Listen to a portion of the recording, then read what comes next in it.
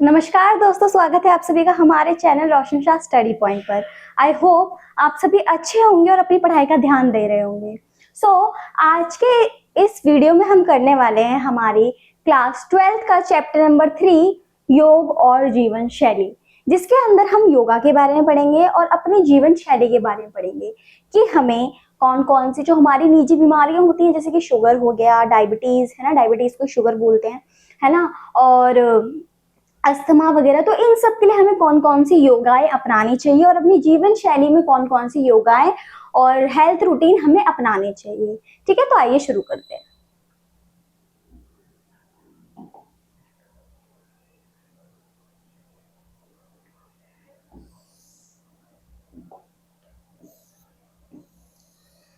तो ये हमारे टॉपिक्स हैं जो हमें कवर करने हैं। क्या क्या है?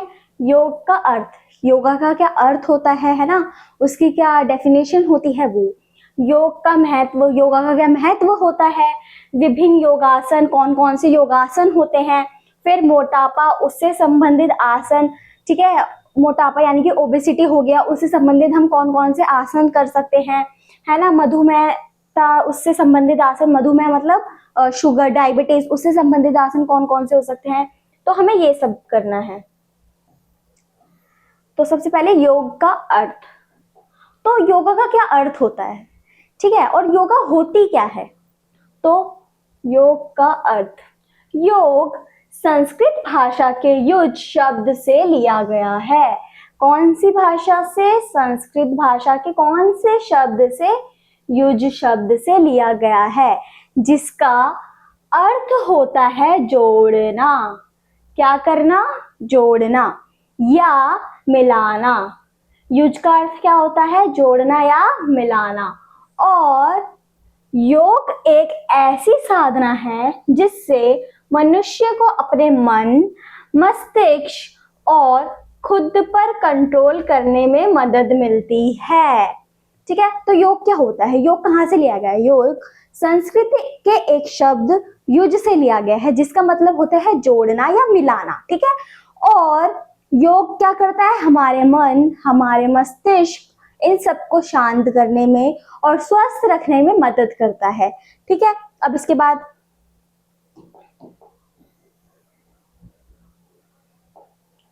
यह एक प्रकार का व्यायाम है, यानी कि एक्सरसाइज है। इससे नियमित अभ्यास के तौर हम शारीरिक और मानसिक रूप से स्वस्थ रह सकते हैं। ठीक है, योग कला की उत्पत्ति प्राचीन भारत में हुई थी। योग की उत्पत्ति कहाँ हुई थी? प्राचीन भारत में। ठीक है, योग से हम क्या करते हैं? हमारा मन, हमारा मस्तिष्क यानी कि दिमाग, वो स्वस्थ रहता है, हेल्दी रहता है और टेंशन फ्री रहता है। ठीक है, और जो इसकी शुरुआत हुई थी योग की, वो कब हुई थी? प्राचीन भारत में। ठीक है, पहले के समय में तथा हिंदू धर्म से जुड़े लोग योग और ध्यान पर प्रयोग करा करते थे। जब मतलब हिंदू धर्म से जुड़े हुए लोग पहले मेडिटेशन, योग वगैरह बहुत क्या करते ना, देखते हो आप, हम साधु संत होते हैं, वो बहुत मेडिटेट करते हैं, है ना, अपने आप को कंसंट्रेट करने के लिए, अपना गुस्सा शांत करने के लिए, बहुत सारी चीजों के लिए वो मेडिटेशन करते हैं। तो ये प्राचीन भारत से ही योगा की शुरुआत हुई थी। ठीक है, और योग कहाँ से लिया गया? ये शब्द लिया गया है संस्कृत के एक शब्द से, जिसको युज बोलते हैं, जिसका मतलब होता है मिलाना या जोड़ना। ठीक है, अब योग के लाभ, अब योगा करने के क्या क्या लाभ होते हैं। ठीक है, रोगों से बचाव, ऑब्वियसली जब हम योगा करते हैं हम हेल्दी रहते हैं, जिसकी वजह से हमें डिजीज फ्री हो जाते हैं हम, है ना, हमें कोई भी रोग जल्दी से नहीं लगता, रोग मुक्त हो जाते हैं हम। फिर लचक में वृद्धि, फ्लेक्सिबल होते हैं हम। मोटापे में कमी, है ना, जो हमारी ओबेसिटी होती है, मोटापा होता है, फैट होता है, उसमें कमी आती है योग करने से, एक्सरसाइज करने से। फिर शारीरिक सुंदरता में वृद्धि, शारीरिक सुंदरता में भी वृद्धि आती है। चिंता और तनाव से मुक्ति, जब हम योगा करते हैं, मेडिटेशन वगैरह करते हैं, तो हम टेंशन फ्री, स्ट्रेस फ्री, इन सबसे फ्री हो जाते हैं ना, तो वो सब। फिर आयु में वृद्धि, जितनी आप जैसे आप योगा वगैरह करोगे, है ना, बहुत हेल्दी फूड्स वगैरह खाओगे, तो हम अपनी एज से ज्यादा जी सकते हैं। लाइक 70s में और 60s में हमने देखा होगा बहुत लोगों को जो कैल्शियम की कमी हो जाती है। ठीक है, उस वजह से वो जल्दी बीमार पड़ने लगते हैं, जल्दी ही थक जाते हैं काम करते करते, और 60s में ही नहीं, 40s में भी, 30s में भी आजकल लोग थकने लग जाते हैं। तो अगर हम योगा करते हैं, अपनी हेल्थ पे ध्यान देते हैं, अपनी हेल्थ इश्यूज को सॉल्व करते हैं और एक्सरसाइज करते हैं डेली, तो हमारी आयु में भी वृद्धि आती है। हम अपनी एज से पहले कभी भी कैल्शियम की कमी, है ना, हमारे बोन्स में किसी चीज की कमी और टायर्डनेस, इन सबसे नहीं गुजरते। मोटापा यानी कि ओबेसिटी, ठीक है, इंग्लिश में इसको बोलते हैं ओबेसिटी, हिंदी में मोटापा। अब मोटापा और ओबेसिटी होता क्या है? वो स्थिति होती है जब अत्यधिक शरीर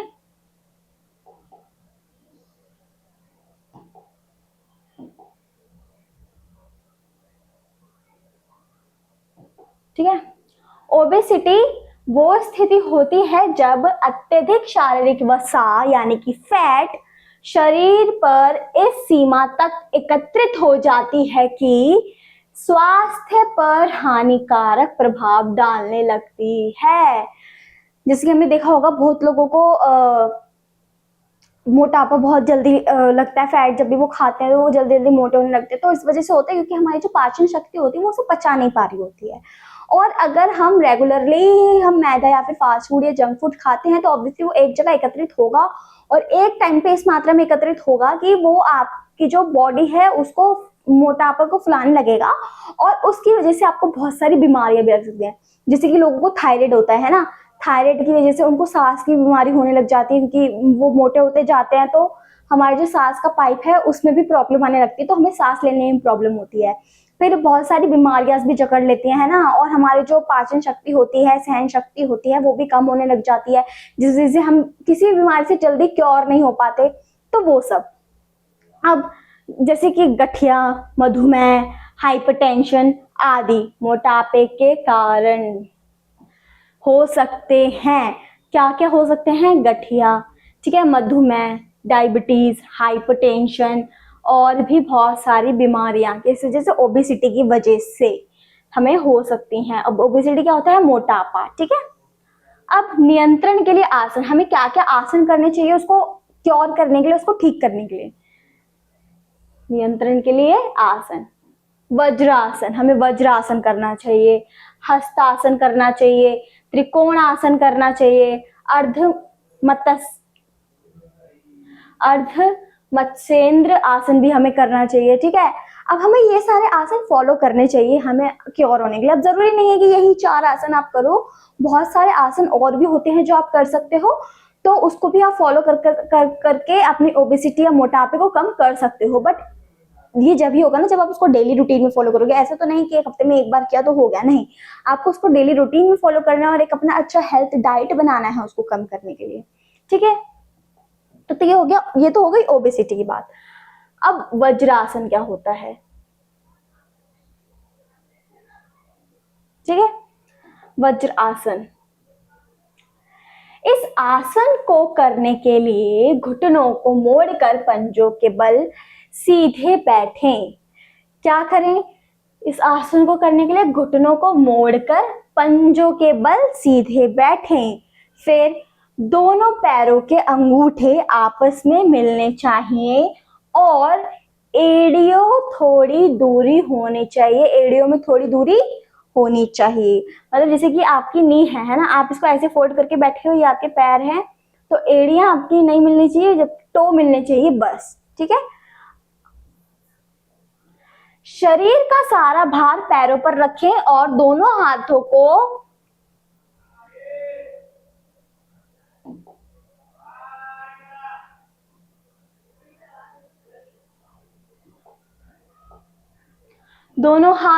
जांघों पर रखें, ठीक है। शरीर का सारा भार पैरों पर होना चाहिए और दोनों हाथ जांघों पर होने चाहिए। फिर आपके कमर से ऊपर का हिस्सा बिल्कुल सीधा होना चाहिए, हमें कमर को बेंड नहीं करना है, बिल्कुल सीधे रहना है। जैसे कि हमने अपने घुटने मोड़े यूं, है ना, अब यहाँ ये हमारे घुटने हमने मोड़े, ठीक है। एड़ी हमारी जुड़नी नहीं चाहिए, जबकि हमारी टो जुड़ने चाहिए, टो के जो अंगूठे होते हैं वो जुड़ने चाहिए, ठीक है। हमारे हाथ हमारी जांघों पर होने चाहिए और हमारी कमर बिल्कुल स्ट्रेट होनी चाहिए। क्या करने के लिए? वज्रासन करने के लिए, ठीक है। थोड़ी देर इस अवस्था में बैठकर लंबी सांस ले, हमें लंबी लंबी सांस लेनी है इस अवस्था में बैठकर। थोड़ी देर आप 5-10 मिनट कर सकते हैं ये आराम से, ठीक है।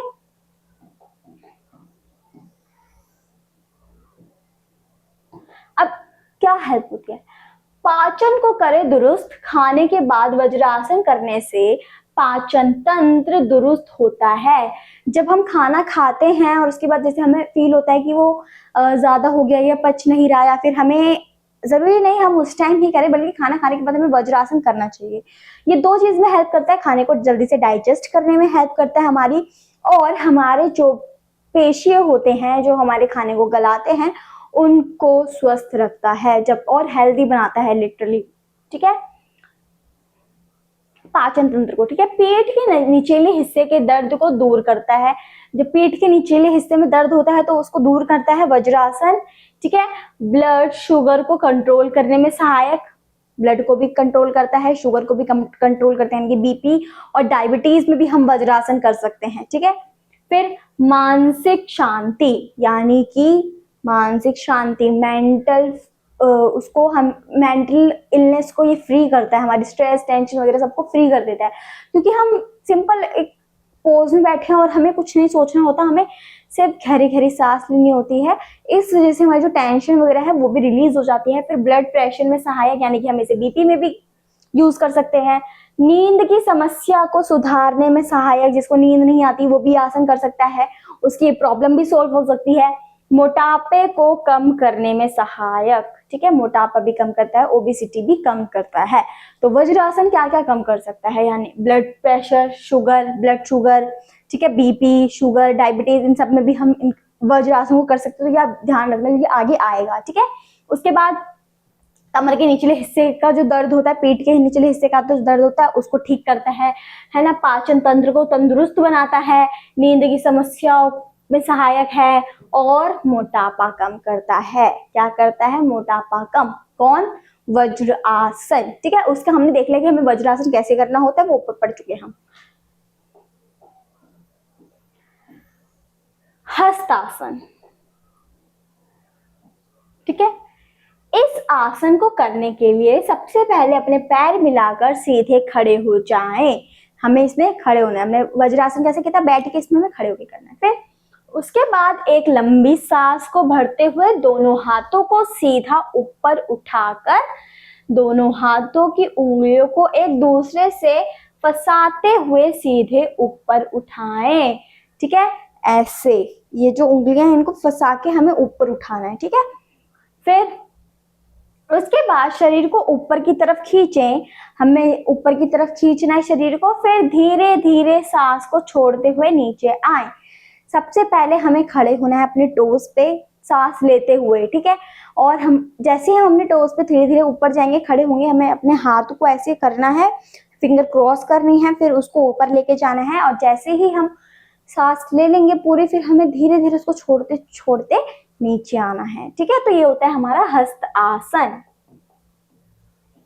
देखो, है ना ये।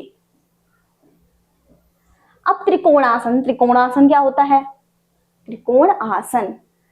सबसे पहले दोनों पैरों को बीच थोड़ा अंतर गैप रखते हुए सीधे खड़े हो जाएं, ठीक है। फिर उसके बाद सांस को अंदर भरते हुए लेफ्ट हाथ को सामने से लाते हुए पंजे के पास भूमि पर टिका दें। उसके बाद सांस छोड़ते हुए नॉर्मल पोजीशन में आए। हमें जब भी हम कोई योगा करते हैं तो सबसे पहले हम सांस इनहेल करते हैं, फिर उसको एक्सहेल करते हुए उस योगा से हम उस योगा पोज को हम छोड़ते हैं, ठीक है। जैसे कि हमने से पहले कहता है हस्त आसन में जब हम ऊपर जाते थे तो हमने सांस ली थी, और जैसे हम नीचे आते थे तो हमने सांस छोड़ी थी। तो सेम इसमें सबसे पहले हमें सांस अंदर लेनी है, उसके बाद लेफ्ट हाथ को सामने लाते हुए पंजे के पास भूमि पर टिका दे, फिर उसके बाद सांस छोड़ते छोड़ते वापस अपनी पोजीशन में आ जाए, ठीक है।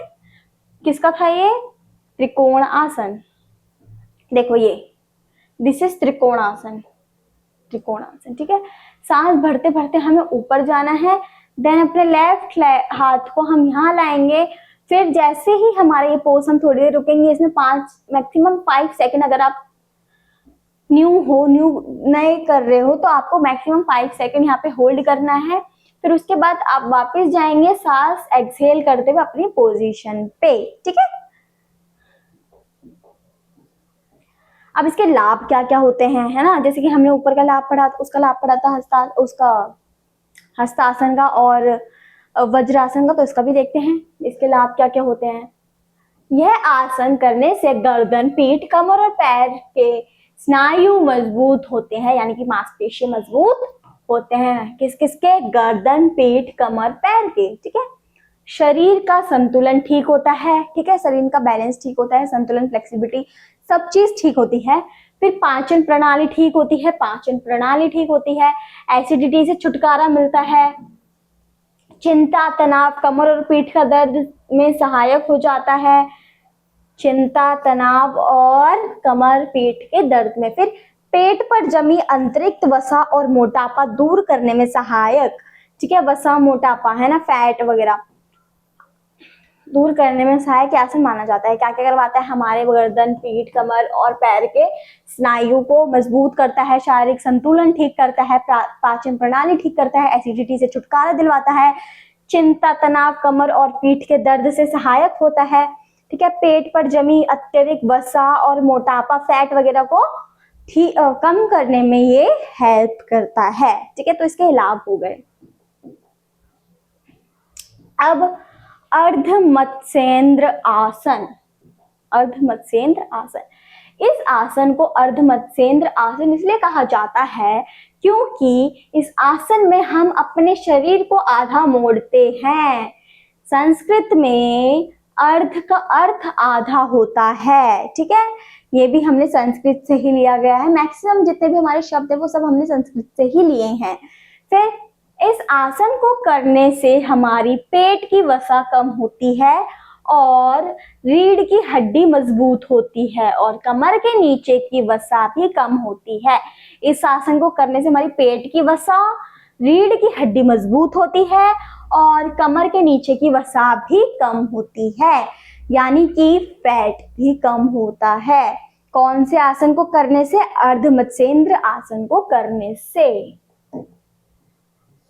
देखो ये है अर्धमत्स्येंद्र आसन, ठीक है, हमने इसमें अपनी हाफ बॉडी मोड़ रखी है ना, और हाफ बॉडी मोड़ रखी है तो इससे हमारे कमर के नीचे का पेट का वसा कम होता है और हमारी जो रीढ़ की हड्डी होती है वो मजबूत होती है, ठीक है, पीठ की हड्डी, रीढ़ की हड्डी वो मजबूत होती है, ठीक है, फ्लेक्सिबल भी होती है। अब क्या होता है? सबसे पहले दोनों पैरों को सीधा करके बैठ जाएं, ठीक है, सीधा करके हमें बैठना है। उसके बाद राइट पैर को लेफ्ट पैर के घुटने के ऊपर रखें, ठीक है। उसके बाद लेफ्ट हाथ को राइट घुटने पर रखें। उसके बाद अपनी कमर, गर्दन और कंधों को मोड़ लें, ठीक है, जैसे कि अभी हमने देखा, मैं दिखाती हूँ आपको वापस। लेफ्ट पैर उसने अपने राइट पैर के घुटने पे रखा है, ठीक है, हाथ उसका यहाँ पे है, उसके लेफ्ट घुटने पे, उसकी गर्दन मुड़ी हुई है, उसकी पीठ, मतलब ये जो पोस्चर है उसका वो पूरा ही टर्न है सॉरी, और जो उसका राइट हैंड है वो इस साइड है, ठीक है। तो ये हमारी, उसने हाफ बॉडी अपनी टर्न कर रखी, हाथ ऐसी है, तो ऐसे हम करते हैं अपना अर्धमत्स्येंद्र आसन। अब इसके लाभ क्या क्या होते हैं? इसके लाभ, स्पाइन को फ्लेक्सिबल बनाए, स्पाइन मतलब रीढ़ की हड्डी, उसको फ्लेक्सिबल बनाता है, ठीक है, मसल्स को स्ट्रेच करता है, मसल स्ट्रेच होते हैं हमारे से, कमर की अकड़न को कम करे, कमर, जैसे हमने देखा था कमर मोड़ रहे हैं ना, तो कमर की फ्लेक्सिबिलिटी बढ़ाता है, रीढ़ की हड्डी मजबूत करता है, फ्लेक्सिबल करता है, और जो जकड़न होती है उसको दूर करता है, अकड़न जकड़न जो भी। तनाव और चिंता से राहत, तनाव और चिंता से हमें, हर योगा से तनाव और चिंता से हमें राहत मिलनी ही मिलनी है, ठीक है। फिर ब्लड सर्कुलेशन बढ़ाता है, ब्लड सर्कुलेशन अच्छा होता है, ब्लड सर्कुलेशन अच्छे से जाता है, ब्लड सर्कुलेशन बढ़ाना मधुमेह को कंट्रोल करें, यानी कि डायबिटीज को, ये भी याद रखना, इसको भी हम डायबिटीज में कर सकते हैं, ठीक है। पाचन बेहतर होता है, ठीक है, इससे भी हमारा पाचन बेहतर होता है, जिस वजह से हमको जो भी फैट, ओबेसिटी, इन सब की प्रॉब्लम होती है वो नहीं होती, ठीक है। तो ये हो गए इसके लाभ। अब डायबिटीज, मधुमेह। अब डायबिटीज में हमने 2 योगा तो देख ही ली थी, कौन कौन सी हम कर सकते हैं, तो अगर आपको कोई याद नहीं आती तो आप वो वाली भी लिख सकते हो, ठीक है, और वो भी हमें प्रोसीजर भी पता है कि हमें वो कैसे करनी चाहिए, क्या क्या उसके लाभ होते हैं, तो वो सब भी आप लिख सकते हो। ये 5 नंबर में जरूर आते हैं, कोई सी भी एक बीमारी के बारे में, या फिर आपसे पूछेगा कोई सी भी 2 बीमारी, उस को क्योर करने के लिए योगा आसन, और वो बीमारी होती क्या है ना, कैसे होती है, या फिर वो आसन कैसे होते हैं, उन आसन का प्रोसीजर क्या है, वो आप हमें बताओ। तो ये 5 नंबर के क्वेश्चन में जरूर आता है, ठीक है। इसके बाद मधुमेह, डायबिटीज। मधुमेह चयापचय रोगों का समूह है।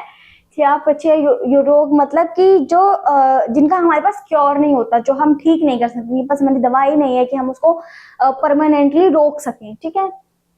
यह रोग व्यक्ति में उच्च रक्त शर्करा, ब्लड शुगर के स्तर या अपर्याप्त इंसुलिन के उत्पादन के कारण होता है, ठीक है।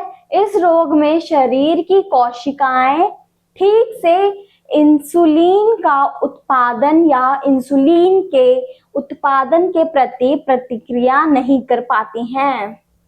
जब हमारी जो मसल्स होती हैं वो इंसुलिन का अच्छे से उत्पादक या उसकी प्रक्रिया अच्छे से नहीं कर पाती हैं, तब हमें डायबिटीज की बीमारी लगती है। डायबिटीज बहुत तरीके की होती है, ब्लड शुगर है ना, और बहुत सारी चीजों से भी होती है, टेंशन वगैरह से भी होती है, और इसका कोई क्योर नहीं होता हमारे पास, मतलब हम इसको परमानेंटली नहीं रोक सकते। जैसे बीपी हो गया, अस्थमा हो गया, कैंसर हो गया और शुगर हो गया, तो इन सबको हम परमानेंटली, हमारे पास उसका क्या बोलते हैं, क्योर ही नहीं है उसको परमानेंटली रोकने का, ठीक है। पर हाँ, हम इसको कंट्रोल कर सकते हैं। इसके लिए हमें कौन कौन से आसन हम करते हैं? भुजंग आसन। अब भुजंग आसन क्या होता है? सबसे पहले पेट के बल जमीन पर सीधे लेट जाएं, पेट के बल जमीन पर सीधे लेट जाएं। उसके बाद दोनों पैरों को आपस में मिलाकर पीछे की ओर अधिक से अधिक खिंचाव दें, ठीक है। दोनों पैरों को मिलाकर पीछे की ओर से हमें अधिक से अधिक खिंचाव देना है। उसके बाद दोनों हाथों को कोहनियों से मोड़कर कंधों के नीचे रखें, ठीक है। दोनों हाथों को कोहनियों से मोड़ के हमें कंधों के नीचे रखना है। फिर अब सांस भरते हुए छाती को धीरे धीरे ऊपर उठाएं, सिर तथा गर्दन को भी ऊपर की ओर खिंचाव करें। ऐसे होता है हमारा भुजंग आसन, ठीक है। ये देखो, हमें पहले सीधा लेटना है पेट की बल, देन हमारे पैर को हम मिलाएंगे, फिर उसके बाद हमारे हाथ सीधे रहेंगे, ठीक है, और हमें धीरे धीरे ऊपर जाना है। ये हो गया हमारा भुजंग आसन। सबसे इजी आसन होता है भुजंग आसन, और हस्तासन भी। इसके लाभ क्या क्या होते हैं, ठीक है। हर आसन के, हर योगा के, हर चीज के लाभ तो होते ही हैं, जब भी तो हम उसको करते हैं। तो अब इसके क्या क्या लाभ होते हैं? जरूरी नहीं हम एक योग से एक ही चीज क्योर कर सकते हैं, हम बहुत सारी चीजें क्योर कर सकते हैं, अपनी फ्लेक्सिबिलिटी बढ़ा सकते हैं, और बहुत सारी चीजों में वो हमारे लिए फायदेमंद होता है, हमें नहीं पता बट वो होता है, ठीक है। लाभ, रीढ़ की हड्डी में मजबूती और लचीलापन बढ़ सकता है, ठीक है। पाचन तंत्र, मूत्र मार्ग की समस्या दूर होती है और यौन शक्ति बढ़ सकती है, ठीक है। मेटाबॉलिज्म सुधरता है और वजन कम करने में मदद मिल सकती है। कमर का निचला हिस्सा मजबूत बनाया जा सकता है। फेफड़ों, कंधों, सीने और पेट के निचले हिस्से को अच्छा खिंचाव मिल सकता है, ठीक है। क्या क्या करता है? रीढ़ की हड्डी को मजबूत बनाता है, पाचन तंत्र, मूत्र की समस्याएं दूर होती हैं और यौन शक्ति बढ़ सकती है। मेटाबॉलिज्म सुधारता है और वजन कम करने में मदद करता है। कमर का निचला हिस्सा मजबूत बनाया जाता है। फेफड़ों, कंधों, सीनों और पेट के निचले हिस्सों को अच्छा खिंचाव मिल सकता है, जो उनके लिए अच्छा भी है, ठीक है। तो ये हो गया उसके लाभ। अब पश्चिमोत्तासन। पश्चिमोत्तासन भी हम कर सकते हैं। तो सबसे पहले नीचे बैठ जाएं।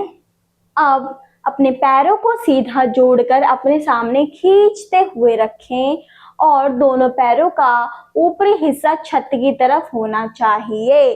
दोनों पैरों को ऊपरी हिस्सा छत की तरफ होना चाहिए, ठीक है। और जब नीचे बैठे तो रीढ़ की हड्डी सीधे रखें। अपने हाथों से अपने पैरों की अंगूठे को पकड़ें, ठीक है। ये हमारा हो गया इसका प्रोसीजर। अब इसके लाभ क्या क्या होते हैं? तनाव दूर करने में फायदेमंद होता है ये, ठीक है। फिर पेट की चर्बी दूर करने में मददगार, हड्डियों को लचीला बनाने में मददगार, बेहतर पाचन के लिए फायदेमंद, अनिद्रा की समस्या दूर करता है। जैसे कि मैंने बोला था कि एक योगा सिर्फ एक ही चीज क्योर नहीं करती, बहुत सारी चीजें क्योर करती है, हमें बस पता नहीं होता। और ऐसे ही हर योगा हर चीज के लिए भी आप कर सकते हैं। जैसे कि हमने हलासन देखा था, हम उसको डायबिटीज के, हस्तासन हम इसको डायबिटीज के लिए भी कर सकते थे, है ना। वज्रासन, है ना, और भुजंगासन वगैरह भी हमने देखा, तो हम उसको डायबिटीज के लिए भी कर सकते हैं और भी चीजों के लिए कर सकते हैं, अपनी स्पाइन स्ट्रांग बनाने के लिए, फ्लेक्सिबल बनाने के लिए, है ना, मोटापा कम करने के लिए, डायबिटीज कम करने के लिए। तो वो बहुत सारी चीजें क्योर करते हैं, बस हमें उसे अडेप्ट करने की देर होती है। जब तक हम उसको अडेप्ट नहीं करेंगे तब तक हमें पता कैसे चलेगा, है ना। तो सेम अब पवन मुक्त आसन। पवन मुक्त आसन क्या होता है और कैसे करते हैं? पवन मुक्त आसन, इस आसन को करने के लिए सबसे पहले पीठ के बल जाएं और हाथ पैरों को सीधा फैला लें। स्थिति में शरीर को ढीला छोड़ दें। अब सांस लेते हुए धीरे धीरे घुटनों को मोड़ें और हाथों की मदद से छाती तक लाएं। इसके बाद लेटे हुए अपना सिर उठाएं और माथा घुटनों पर लगाने की कोशिश करें। जैसे कि हम ऐसे बैठते हैं ना, और जैसे कि हमारी ये अपर बॉडी पोस्चर है और ये हमारी लेग्स, हमें इसे स्ट्रेट रखना है और धीरे धीरे हमें फ्लेक्सिबिलिटी की तरह अपने आप को झुकाना है और हाथों को टोस से टच करना है और अपने सर को घुटनों पे टच करने की कोशिश करनी है। ये होता है हमारा पवन मुक्त आसन। अब इसके क्या क्या लाभ होते हैं? लाभ: गैस दूर करने में फायदेमंद, कमर दर्द में मददगार, पाचन शक्ति बढ़ाने में सहायक, तनाव दूर करने में सहायक, मोटापा कम होता है, कब्ज की समस्या दूर होती है, चेहरे पर तेज बढ़ता है, यानी कि चेहरा जो होता है, चेहरे पे तेज होता है, चमक आती है ना, सुंदरता बढ़ती है, यही कह सकते हैं हम। तो क्या क्या होता है? गैस दूर करने में मदद करता है, कमर दर्द में मददगार होता है, पाचन शक्ति बढ़ाता है, तनाव दूर करता है, मोटापा कम करता है, कब्ज की समस्याओं में सहायक होता है, चेहरे पर तेज बढ़ाता है। ठीक है, तो आप ये सारी अडेप्ट कर सकते हो, अगर आप ये योगा कर सकते हो अगर आपको ये प्रॉब्लम्स हैं। ठीक है, इनमें से कोई एक प्रॉब्लम भी है तो आप कर सकते हो।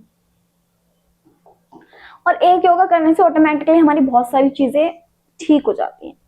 अब अस्थमा, हिंदी में भी अस्थमा, इंग्लिश में भी अस्थमा। ठीक है, अब अस्थमा मनुष्य के फेफड़ों से संबंधित एक बीमारी है जिसमें हमारी श्वास नली में सूजन आ जाती है तथा श्वास नली संक्रिय हो जाती है। या तो हमारी श्वास नली में सूजन आ जाती है या हमारी श्वास नली छोटी हो जाती है, जिससे हमें सांस लेने में बहुत प्रॉब्लम हो जाती है और सांस लेने में बहुत ज्यादा दिक्कत होती है अस्थमा के कारण। अस्थमा के कारण श्वसन संक्रमण, धुआं, दवाई से संक्रमण। ठीक है, अब मैं बताती हूँ आपको इसके कारण क्या क्या हो सकते हैं। सबसे पहले जब हमारे उसमें सूजन आ जाती है, जो भी सांस का पाइप होता है हमारे उसमें सूजन आ जाती है, तो ठीक है, धुआं ज्यादा लेना है, जो ड्रग्स वगैरह करते हैं, और ड्रग्स वगैरह कह रही हूँ, सिगरेट वगैरह लेते हैं, हुक्का वगैरह पीते हैं, तो उन सबको भी आगे जाके, अभी तो उनको नहीं पता बट आगे जाके उनको ये प्रॉब्लम हो सकती है। सिर्फ कैंसर ही नहीं, अस्थमा से भी वो ग्रस्त हो सकते हैं। तो हमें धूम्रपान वगैरह इन सबसे दूर रहना चाहिए, हमें सिगरेट वगैरह का कंज्यूम नहीं करना चाहिए। बट अब कौन बार बार समझाए सबको, है ना, तो उनको भी हो सकता है। ठीक है, और दवाई से भी हो सकता है, दवाई के जो संक्रमण हो जाते हैं ना, उसके ज्यादा क्या बोलते हैं उसको, जब हम कोई दवाई ले लेते हैं और उसका हमारी बॉडी पर मिसबिहेव हो जाता है, मिसयूज हो जाता है, तो उस वजह से भी हो सकता है। ठीक है, अस्थमा, है ना, देखो श्वास की पाइप में जब सूजन आ जाती है या फिर हमारा श्वास का पाइप छोटा होने लगता है। अब इसके लक्षण क्या क्या होते हैं? अस्थमा के लक्षण: खांसी, सांस लेते समय सीटी की आवाज, छोटी सांस, नियंत्रण के लिए आसन। पहले हम देखते हैं इसके लक्षण क्या क्या हो सकते हैं। खांसी, जब हमें बहुत ज्यादा खांसी होती है ना, एक हफ्ते या उससे भी ज्यादा बहुत ज्यादा हमें खांसी होने लग जाती है तब, है ना। फिर उसके बाद सांस लेते समय सीटी जैसी आवाज आना, है ना, जब हम सांस लेते हैं तो कभी कभी ये लगता है ना कि सीटी जैसी आवाज आ रही है। जब हमें खांसी होती है तो खासकर हमें आती है, बट अगर वो बहुत ज्यादा बढ़ जाए तो फिर उसके बाद छोटी सांस, कम सांस आना, छोटी सांस आना, है ना, ज्यादा सांस ना आना।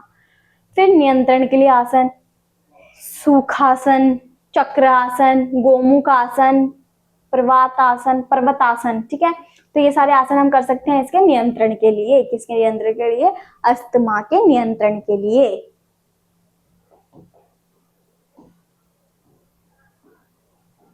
अब सुखासन क्या होता है? ठीक है। सुख आसन, सबसे पहले जमीन पर कोई कारपेट पर पालथी मारकर बैठ जाए। कारपेट, इसमें कारपेट जरूरी है, ठीक है, अगर लिखा है तो जरूरी होगा, ठीक है।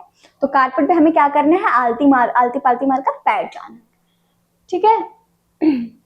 उसके बाद अपनी पीठ तथा रीढ़ की हड्डी को बिल्कुल सीधी रखें। कैसी रखें, सीधी। इसके बाद धीरे धीरे सांस को अंदर लें और बाहर छोड़ें। सांस को अंदर लेना, बाहर छोड़ना है। अपनी हथेलियों को पालथी के ऊपर रखें। इस आसन को करते समय अपनी दोनों आंखों को बंद रखें, ठीक है। इस आसन को करते समय हमें अपनी दोनों आंखें बंद रखनी है, हमें सीधे बैठना है, पालथी मारकर बैठना है, हमारे दोनों हाथ हमारी पालथी पे होने चाहिए, आंखें बंद होनी चाहिए और हमारी रीढ़ की हड्डी सीधी होनी चाहिए। और हमें क्या करना है, धीरे धीरे सांस लेनी है, छोड़नी है, लेनी है, छोड़नी है, बस, ठीक है। इससे हम अपनी टेंशन भी क्योर कर सकते हैं, सिर्फ वही नहीं। देखो लाभ, इसके लाभ देखते हैं। शरीर में ब्लड सर्कुलेशन बेहतर होता है, ब्लड सर्कुलेशन बेहतर होता है, ठीक है। हृदय से जुड़ी समस्या होने का खतरा कम होता है। यह आसन तनाव कम करने में मदद करता है, मैंने भी बताया था ना, तनाव भी कम करेगा, टेंशन फ्री करेगा, तनाव कम करने में मदद करता है। इससे एकाग्रता बढ़ती है, जिससे आप किसी भी काम को ध्यानपूर्वक कर सकते हैं, यानी कि मेडिटेशन। तो हमारा कंसंट्रेशन बढ़ता है, जिससे जैसे हम किसी भी काम को कंसंट्रेट करके हर पूरा अपना 100% देके ध्यानपूर्वक करके हम उसको पूरा कर सकते हैं। इस आसन को करने में अपना गुस्सा कम होता है। इस आसन को करने से हमारा जो गुस्सा होता है, हमारी सहन शक्ति बढ़ती है, हमारा गुस्सा कम होता है। किस आसन को करने से,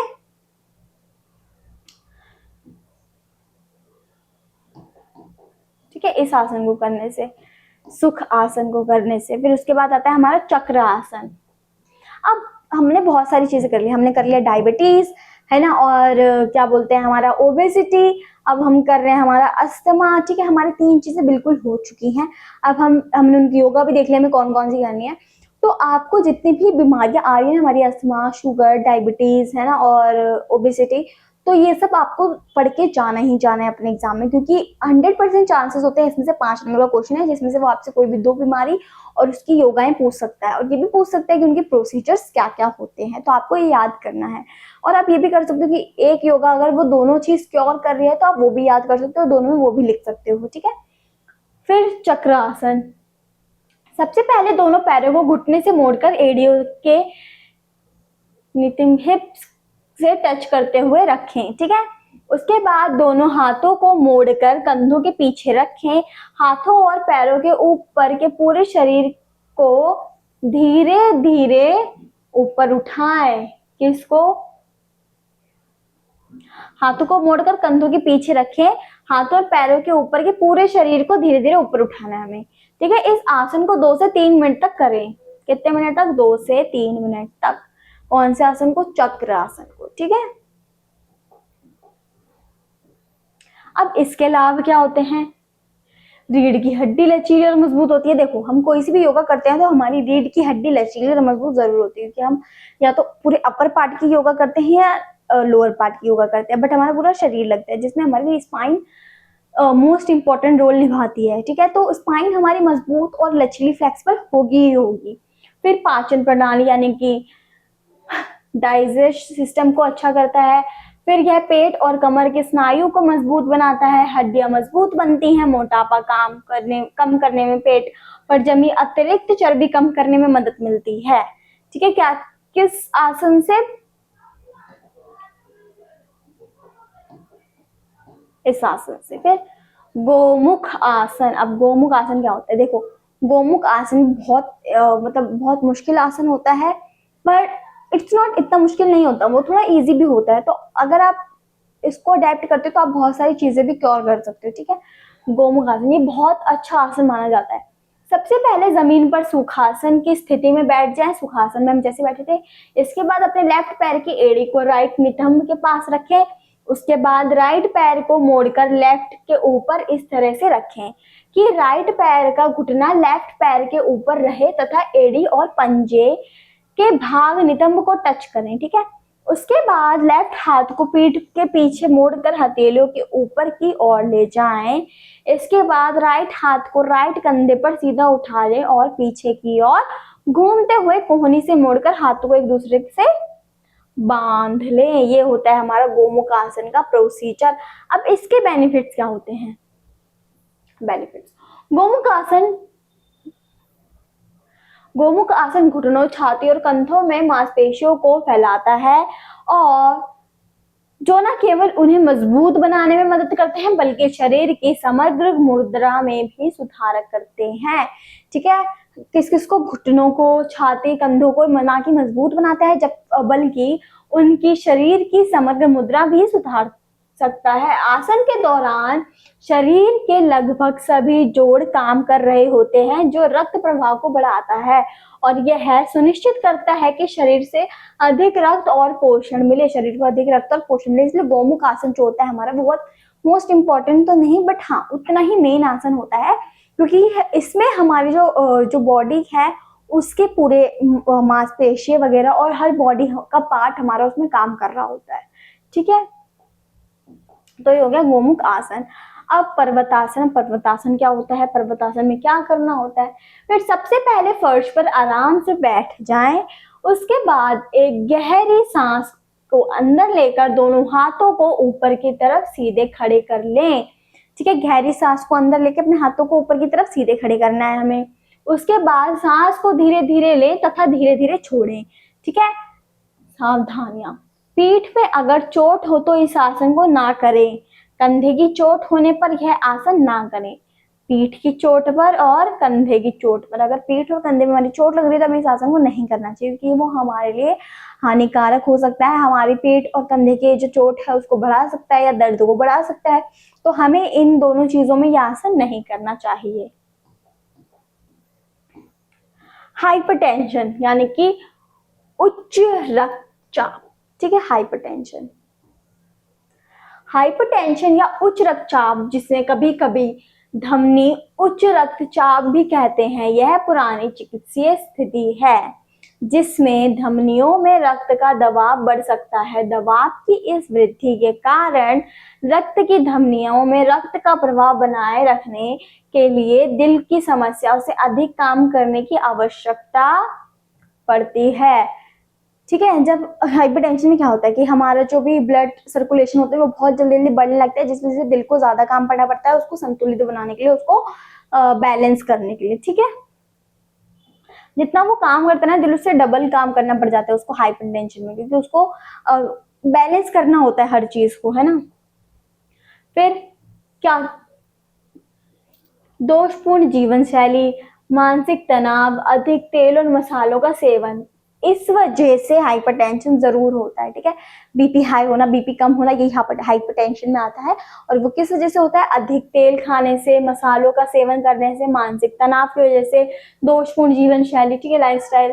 फिर हाई बीपी लक्षण। हाई बीपी किस वजह से के लक्षण क्या क्या होते हैं? चक्कर आना, नींद ना आना, गर्दन में दर्द, गुस्सा आना, सॉरी, चक्कर आना, ठीक है, नींद ना आना, गर्दन में दर्द, गुस्सा आना, ये सब हमारे हाई बीपी के लक्षण होते हैं। ठीक है, नींद ना आना, चक्कर आना, और हाँ चक्कर आना हमारे लो बीपी के भी लक्षण होते हैं, बट जब इंसान को बहुत ज्यादा गुस्सा आने लगे तो हम समझ जाते हैं, नींद नहीं आती, गर्दन में दर्द होता है, तो हम समझ जाते हैं कि उसको हाई बीपी है। और हाई बीपी में हमें ज्यादा मिर्च मसाला, ठीक है, नमक जरूरी है, नमक हमें नहीं खाना चाहिए बिल्कुल भी। ठीक है, मतलब बहुत कम मात्रा में देना चाहिए, इसलिए हम बहुत कम मात्रा में नमक देते हैं अपने जो भी बीपी ग्रस्त लोग होते हैं उसको। अब इसमें क्या क्या कर सकते हैं? ताड़ासन, ये तो बहुत ईजी आसन होता है। ताड़ासन तो सबको ही पता होगा, हमारे स्कूल वगैरह में भी कराया जाता है ताड़ासन। हाइट बढ़ाने के लिए भी ये काम करता है ताड़ासन। सबसे पहले किसी समतल जगह पर अपने पैरों को आपस में मिलाकर सीधे खड़े हो जाएं। उसके बाद दोनों हाथों को सांस भरते हुए ऊपर की तरफ उठाएं। उसके बाद हाथों को ऊपर ले जाकर हथेलियों को मिला लें। उसके बाद जैसे जैसे हाथ ऊपर वैसे वैसे पैर की एड़ियां भी ऊपर उठनी चाहिए। और हमें ये कैसे करना है? पहले हम सांस लेते हुए ऊपर ऊपर जाएंगे, फिर सांस छोड़ते हुए हम नीचे आएंगे। ठीक है, हर योगा में यही होता है, हम सांस लेते हुए ऊपर जाते हैं, सांस लेते हुए नीचे आते हैं। जब हम योगा का पोस्चर में जा रहे होते हैं तो हम सांस लेते हैं, जब योगा के पोस्चर से हम रिलीज हो रहे होते हैं तो हम सांस छोड़ते हैं। ठीक है, अब ऐसा नहीं कि भाई तुम 2-3 मिनट की योगा कर रहे हो, अगर वो हमने देखा था ना एक पोस्ट था उसमें हमें 2-3 मिनट के लिए वो करना है तो हम सांस लेके बैठे रहेंगे, हम सांस छोड़ेंगे नहीं भाई, उसमें छोड़नी है और उसमें सांस साथ लेनी है, बट इसमें। ठीक है, अब इसके लाभ क्या क्या होते हैं? पीठ की दर्द से राहत। अगर आपको पीठ में दर्द की शिकायत रहती है तो यह आसन आपके लिए बहुत लाभकारी है। हमारी पीठ की हर समस्या के लिए ताड़ासन बहुत ज्यादा लाभकारी होता है हमारे लिए, ठीक है। फिर पोस्चर में सुधार होता है, लंबाई बढ़ाने में मदद करता है, मानसिक जागरूकता बढ़ती है, घुटनों की दर्द से राहत, संतुलन बनाने में मदद, और हमारी लंबाई भी बढ़ाता है। जिसको अपनी हाइट बढ़ानी है वो ताड़ासन कर सकते हैं। आप रेगुलरली करोगे ताड़ासन 15 से 20 मिनट, 15 से 20 मिनट या फिर 5 से 10 मिनट भी आप कर सकते हो। तो ये आपको जरूर हेल्प करेगा अपनी हाइट बढ़ाने में। क्यों? क्योंकि हमारे जो पीठ की जो मांसपेशी होते हैं उसको खींचता है, क्योंकि उसको फ्लेक्सिबल करता है, जिससे हमारी हाइट भी खींचती है ना। तो इसलिए वो इसमें मदद करता है। अब ये क्या किस किस चीज में लाभ करता है? पीठ के दर्द में, पोस्चर को सुधारने में, लंबाई बढ़ाने में, मानसिक जागरूकता, घुटनों के दर्द में, संतुलन बनाने में, ठीक है। इसमें हमारा ताड़ासन मदद करता है। पवन मुक्त आसन। इस आसन को करने के लिए सबसे पहले पीठ के बल जाएं और हाथ पैर को सीधा फैला लें। इस स्थिति में शरीर को ढीला छोड़ दें। अब सांस लेते हुए धीरे धीरे घुटनों को मोड़ें और हाथों की मदद से छाती तक लाएं। इसके बाद लेटे हुए अपना सिर उठाएं और माथा घुटनों पर लाने की कोशिश करें।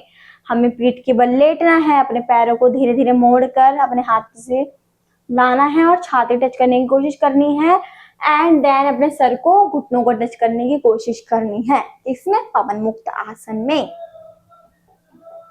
अब देखते हैं इसके लाभ क्या क्या होते हैं। इसमें लाभ नहीं लिखे, यानी कि इसी काम के लिए होगा। फिर चक्रासन।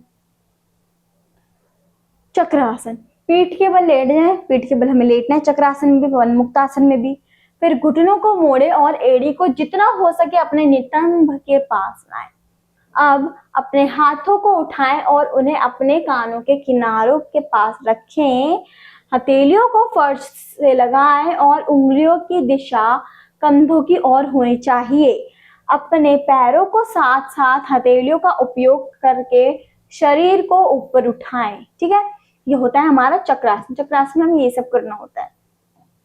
आपको हर चीज का पोस्चर याद करना पड़ेगा कि हम उसको कैसे करते हैं, कौन कौन से उसके स्टेप्स होते हैं, क्योंकि वो आपसे पूछ सकता है। अगर आपसे वो ये नहीं पूछेगा कि कौन सी बीमारी होती है, कैसी होती है, कौन कौन से उसके पोस्चर होते हैं, तो आपसे वो योगा के नाम देके पूछ सकता है कि इस योगा में हम कैसे कैसे इसको कर सकते हैं, कैसे कैसे इसके स्टेप्स होते हैं।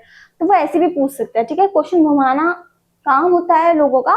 टीचर्स क्वेश्चन घुमाएगा, बस आपको ध्यान देना है कि वो क्वेश्चन क्या पूछ रहा है। घुमा फिरा के वो यही पूछेंगे, ठीक है। वजन को सही तरह से पैरों और हाथों पर बांटें। अपने कंधे और जांघों को स्ट्रेच करें। अंतिम स्थिति में शरीर एक पहिया या पहियों के समान लगेगी। इस स्थिति को छोड़ने के लिए आप शरीर को तब तक नीचे ना लाएं जब तक कि पीठ जमीन को ना छू ले। जब तक पीठ आपकी जमीन को ना छू ले तब तक हमें उस पोस्चर को नीचे नहीं लाना है।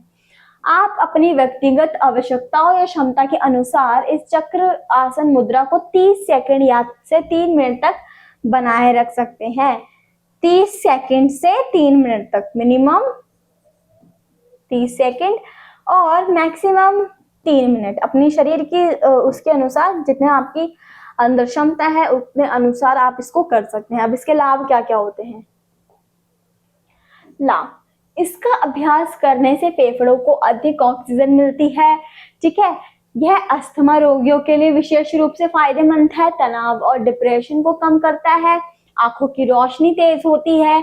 यह योग मुद्रा उन व्यक्तियों के लिए अत्यधिक लाभदायक है जो कंप्यूटर या डेस्क के सामने अधिक समय बैठते हैं, ठीक है। पेट के क्षेत्र में वसा को कम करता है और पाचन और प्रजनन अंगों को उत्तेजित करता है। तो ये 3 चीज में हमारा काम हो गया, ठीक है। हाइपरटेंशन, ठीक है। उसके बाद जैसे कि अभी हमने देखा कि ये अस्थमा रोगियों के लिए ऑक्सीजन मिलती है ना, इससे अधिक ऑक्सीजन मिलती है जो अस्थमा रोगियों के लिए अच्छा है, तो अस्थमा के लिए भी अच्छा है ये। फिर ओबेसिटी भी हमारी कम करता है, हमने देखा था मोटापा कम करता है, वसा कम करता है ना, तो उसके लिए भी हमारे लाभदायक है। तो हम एक योगा 3 चीजों के लिए भी कर सकते हैं, या फिर हम एक योगा करके अपने 3 चीज भी क्योर कर सकते हैं। तो ये था हमारा लास्ट टॉपिक जिसमें हमने कवर किया हमारी कौन कौन सी बीमारियां होती हैं, योग क्या होता है, योग हमने कहाँ से लिया था, तो योग हमने संस्कृत के एक वर्ड से लिया था, इसका नाम था युज। ठीक है, युज का मतलब होता है मिलाना या जोड़ना। ठीक है, और इस वजह से हमने योग लिया था, जो प्राचीन भारत में किया जाता था, प्राचीन भारत से आया था, प्राचीन भारत से लिया गया था। अब हमारी कौन कौन सी बीमारी थी, अस्थमा, हाइपरटेंशन, ठीक है, डायबिटीज, इनकी कौन कौन सी योग होती हैं वो सब हमने देखा। ठीक है, और ओबेसिटी, ये सब भी हमने करी। तो इन सब के लिए योगा जरूरी है, बट ये योगा सिर्फ उन्हीं चीजों को क्योर नहीं करती, हमने देखा कि ये योगा बहुत सारी चीजें क्योर करती है। अगर आपको इनके अलावा कोई भी दिक्कत है या फिर कोई भी चीज है या आपकी फैमिली मेंबर को है, तो आप ये योगा कर सकते हैं, रोज कर सकते हैं। अब आप बोलोगे कि मैक्सिमम हम कितना टाइम दें या कितना, 15 मिनट, 15-20 मिनट मैक्सिमम आप अभी दे सकते हो, अगर आप पहली पहली बार कर रहे हो तो। और जैसे जैसे आपके शरीर को आदत होने लग जाएगी, जैसे जैसे आपका शरीर इसको अडेप्ट करने लग जाएगा, तो आप उस टाइम को बढ़ा सकते हो अपने क्षमता के अनुसार या फिर अपने यूज के अनुसार। आप उस टाइम को बढ़ा सकते हो, जो आपकी बहुत मदद करेगा। तो हमारे चैप्टर में हमने आज क्या क्या पढ़ा, योग का अर्थ, योग क्या होता है, योग कहाँ से लिया गया है ना, हाइपरटेंशन, अस्थमा और ओबेसिटी, इन सब के लिए हम कौन कौन सी योगा आसन कर सकते हैं, कौन कौन से योगा आसन कैसे कैसे किए जाते हैं, क्या क्या होते हैं, उनके लाभ क्या क्या होते हैं, वो और किस चीज में फायदेमंद होते हैं। तो हमारा थर्ड चैप्टर योगा और जीवन शैली यहीं खत्म होता है। ठीक है, और आगे भी और भी चैप्टर्स हैं जो हमें कवर करने हैं। आई होप कि आप सभी ये पढ़ रहे होंगे और रिवाइज कर रहे होंगे साथ के साथ, क्योंकि एग्जाम के टाइम पे ज्यादा प्रेशर हो जाता है, क्योंकि बहुत सारे सब्जेक्ट्स और भी होते हैं आपके पास। तो अगर आप अभी से लेके चलोगे, अभी से अपनी प्रैक्टिस करोगे, तो वो बहुत अच्छा होगा। बाकी मिलते हैं आपसे अगली वीडियो में, तब तक के लिए टेक केयर।